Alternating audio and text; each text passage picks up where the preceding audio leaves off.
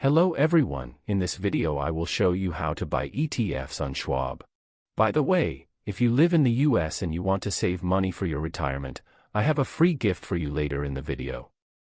So once you log into your account on Charles Schwab, you will see the main dashboard. To start buying stocks or ETFs, click on the Trade tab located on the top menu.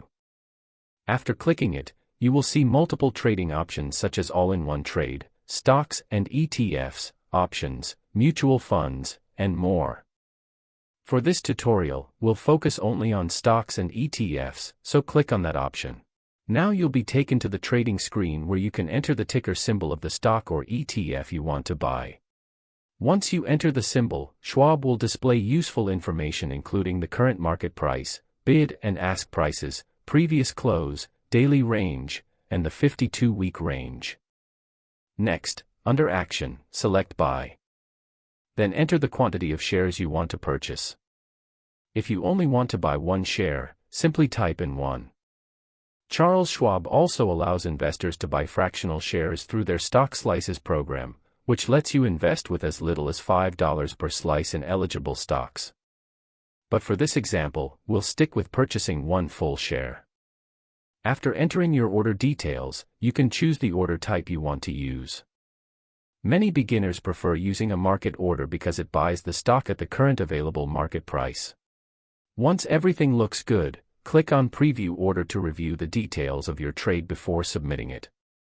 On the preview screen, you'll see a summary of your order including the stock or ETF symbol, the number of shares, the estimated purchase price, and the total cost.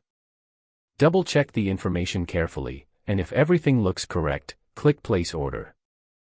Once your order is submitted, Schwab will provide you with an order confirmation message and confirmation code. After the trade is completed, you can return to your account summary page where you'll see your updated balances and investment positions. Your newly purchased stock or ETF will now appear in your portfolio holdings.